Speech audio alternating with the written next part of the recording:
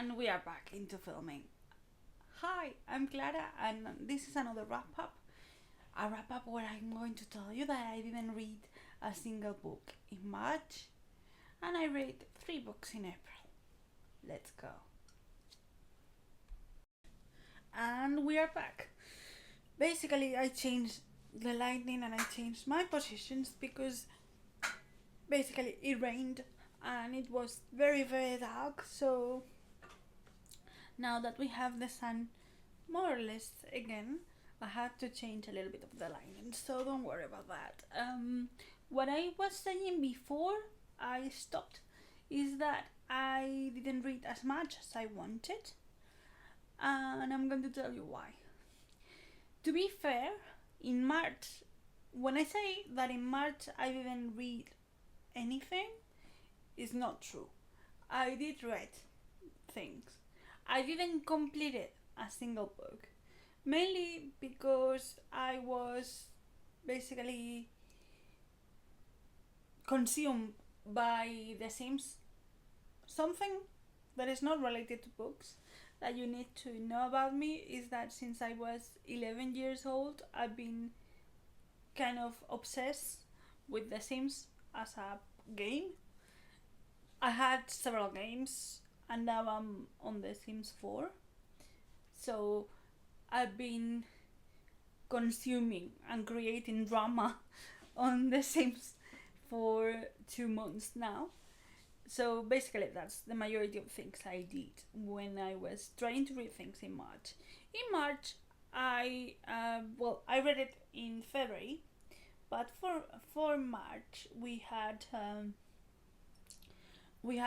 the book club I'm part of, which I told you about in the last video. We read what we read. We read, I think, we read Donde no moran las flores, which I showed you in the last video. But then I also had to read Pride and Prejudice with my friends, who some of them go to that book club, but one of them doesn't. So we try to meet once a month to do stuff, to do activities. And these for March we had to read Pride and Prejudice, which is one of my favorite books, and only 2 of us in the group have read it, I think.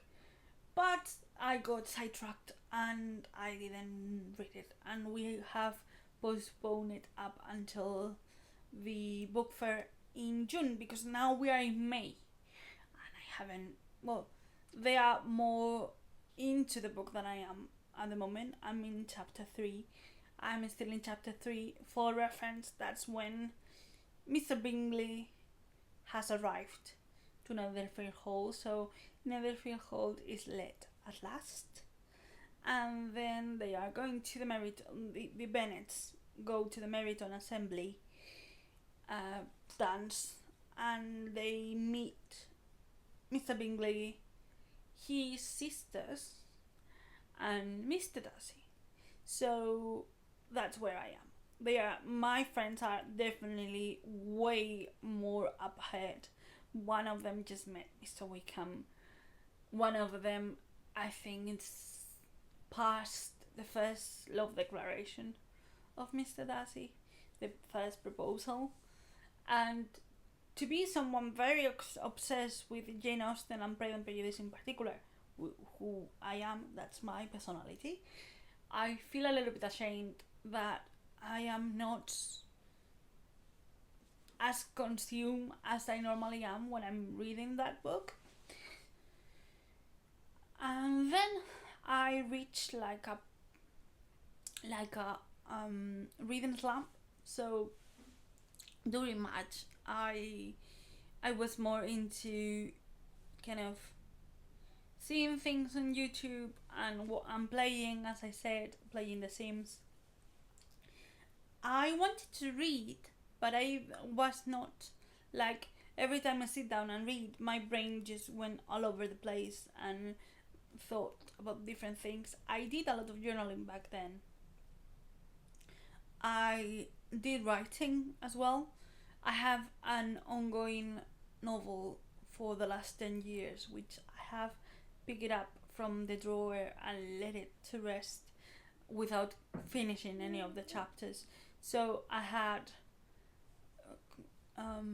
birthday parties with friends, the friends I mentioned before, and I gifted two of them, of which they had their birthdays in March and April respectively, but they decided to celebrate their birthdays on the same weekend, because in the meantime we had Easter, so everyone in March during Easter were all over the place and everywhere and doing things. So I actually did a lot of stuff. I went out, I met friends, I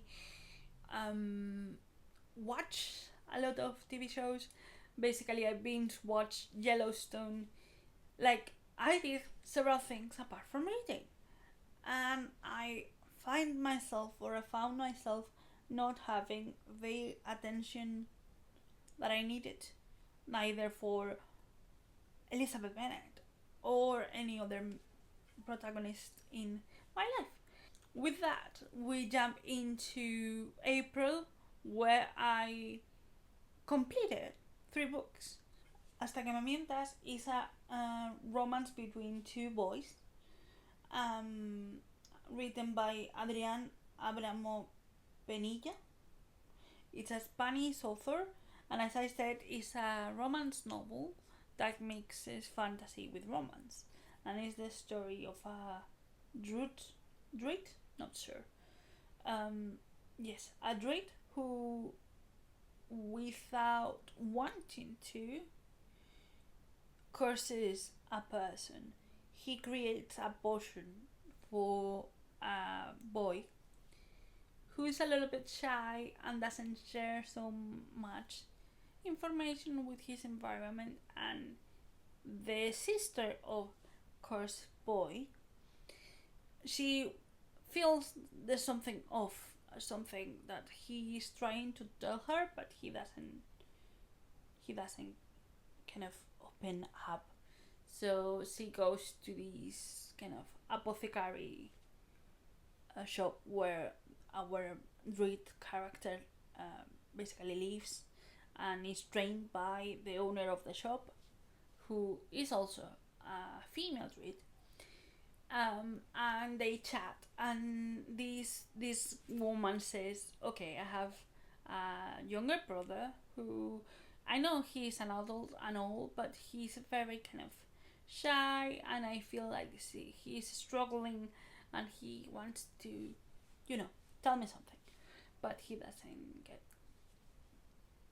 to do that. He's very close up, and the kind of druid in kind of formation, the soon to be druid, or whatever you call it. Our student to be a druid. He decides to go for a potion. Apparently, the potion doesn't work as it should. So the human, the non-magical person, he's now, until they fix it, unable to say a lie.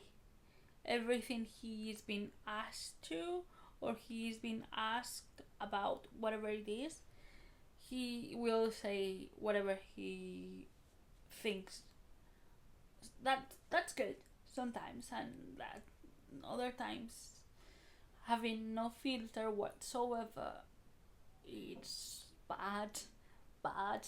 So in this story, it's how these two characters, the magician druid figure and the human non-magical being, get like to know each other, and something ignites between them. We like it. Yes, we think it could be better. Also, yes.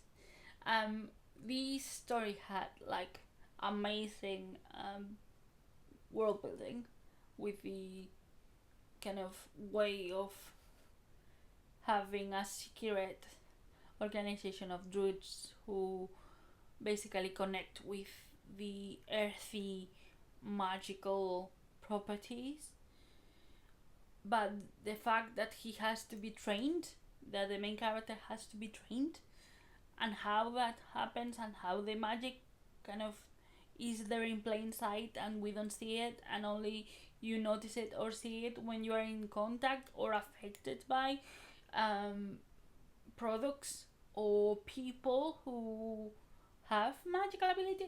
That was cool. That was really nice. But there were other times in which I think this story could benefit either from being only realism, so focusing only on the love story and the interaction, or only fantasy and be more invested in fantasy. Not saying that it shouldn't have the love story then, but having urban fantasy is tricky because sometimes if you don't do it well, you have this mix of I know this should be working well because I like these elements, but it's not well mixed. We also have this feeling that it needs more length. If the story was longer, we have more sense of completion of having clear, more rounded story. But this actually led to very kind of narrative theme talks in the book club. Apart from this book, in April I completed, since actually January that I started it, I completed the Love Hypothesis. I'm never sure if that's how you pronounce it. By Ellie Hazelwood. I know it's her first Ellie Hazelwood story, and I know it's based on a Raylo fanfic, which I can probably tell. I am not into, or I'm not really into Star Wars, but I know who they are, and I've seen the films, and I know. I like it. I love this story. As someone who has done a PhD, not in the kind of STEM area, not in the medical area either. I'm on the kind of human, not humanities either. It's arts, but it's not.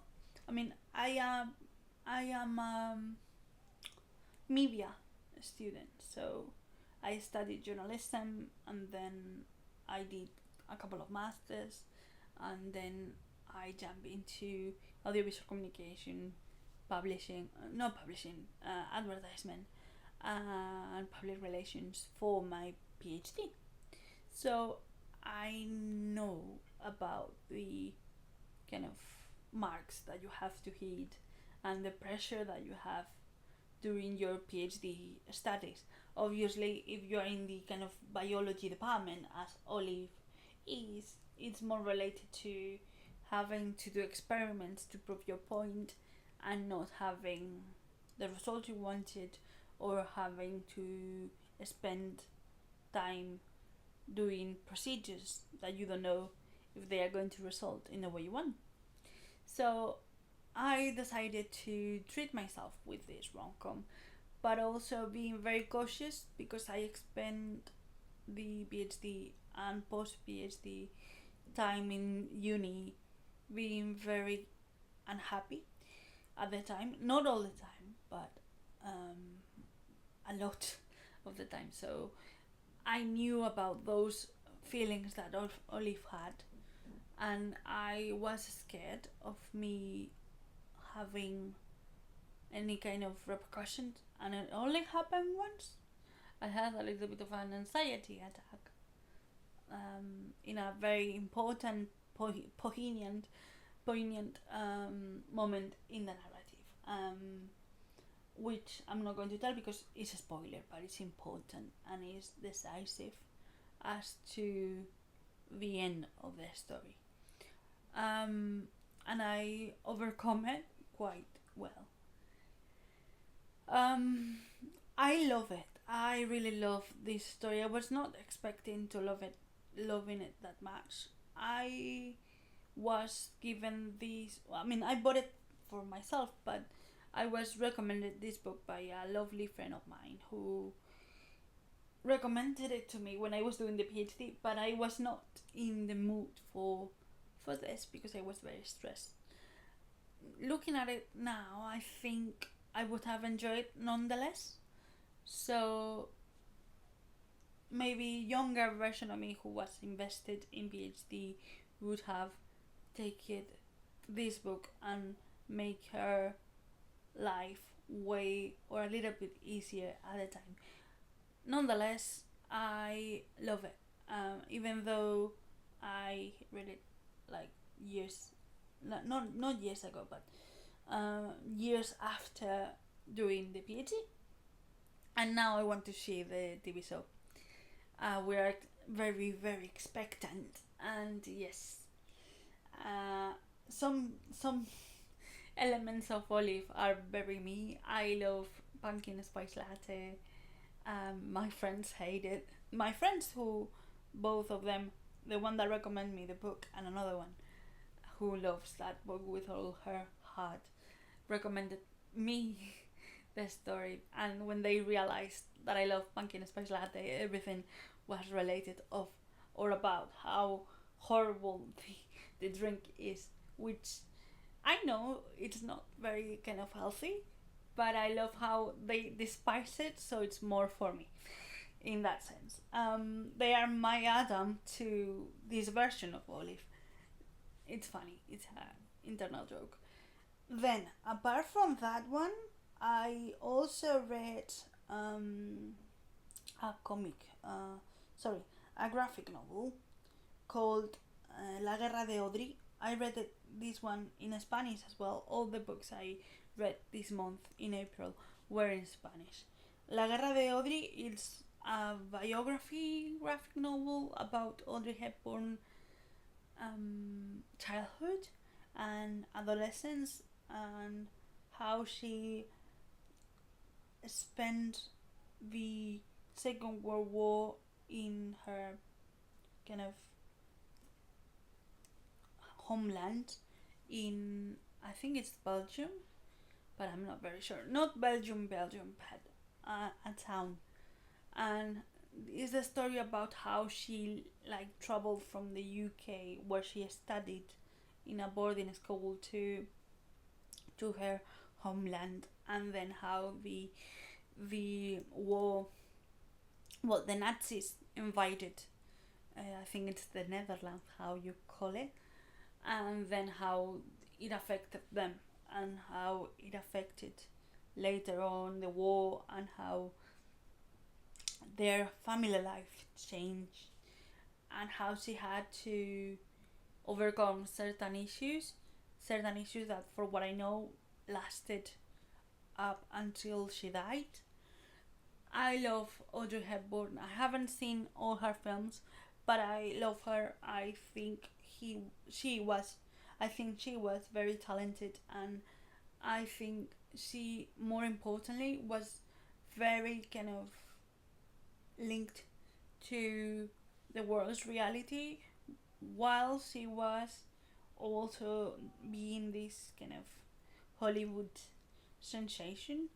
But I love how later she would, without being like, she would trade that fame in a sense and that life for a quieter, more grounded kind of life, and how she was always connected to humanitarian causes. And I know this is a more kind of sweeter version of her life, and I know that I don't have access and I don't know all her work, not only on screen but outside being a Hollywood star, and I I know that if I want to explore her life, it's more complex than what I know, but I like how approachable the comic is. I love the style. It's like, it starts as a softer vintage kind of color palette, and as the